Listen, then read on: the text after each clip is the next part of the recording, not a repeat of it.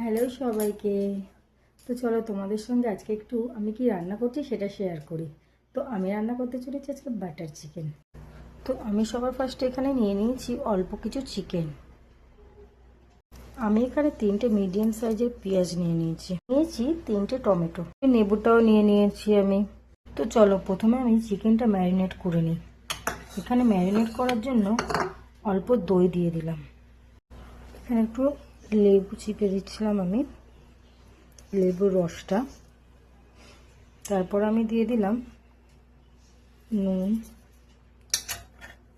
কাশ্মীরি লঙ্কা powder আর গোলমরিচের powder. এখানে আমার চিকেন ম্যারিনেট করাটা রেডি হয়ে গেছে। এদিকে আমি ততক্ষণে পেঁয়াজ আর টমেটোটা কেটে নিয়েছি। ফ্রাইং প্যান গরম হতে হতে অল্প তেল নিয়ে নিলাম। তেলটা গরম হয়ে গিয়েছে, আমি পেঁয়াজটা দিয়ে দিয়েছি। তো পেঁয়াজটা একটু অল্প নেড়ে চেড়ে এবার আমি দিয়ে দিলাম টমেটো,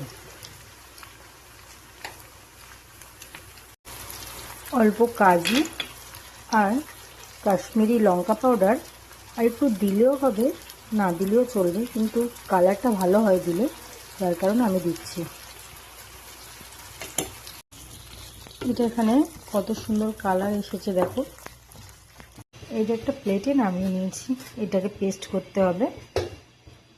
ফ্রাইং প্যানে আবার আমি তেল নিয়ে নিচ্ছি, অল্প করে তেল নিয়ে নিচ্ছি।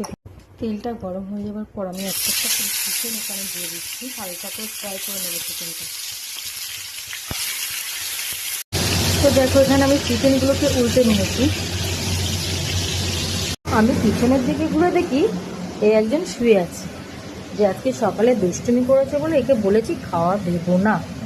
তো দেখো কেমন করে শুয়ে আছে, একে এখন আমি খাবারটা দিয়ে দিই, ওর খুব খিদে পেয়েছে।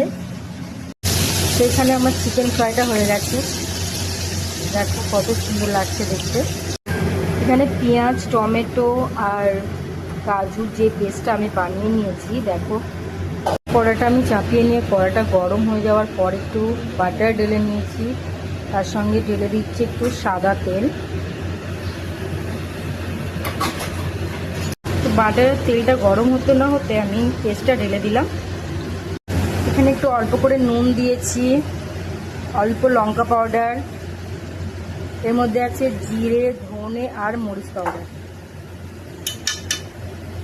একটু অল্প করে হলুদ গুঁড়ো দিতে পারো। আমি অল্প করে জল দিয়ে মশলাটাকে কষাচ্ছিলাম। তো আমি এখানে জল দিয়ে নেড়েচেড়ে একটু চিকেনগুলোকে ঢেলে দিয়েছিলাম। তারপর একটু নেড়ে উপরে একটু বাটার দিয়ে দিলাম, একটু কস্তুরি মেথি ছড়িয়ে দিলাম। তো দেখো কমপ্লিট হয়ে গেল আমার এখানে বাটার চিকেন।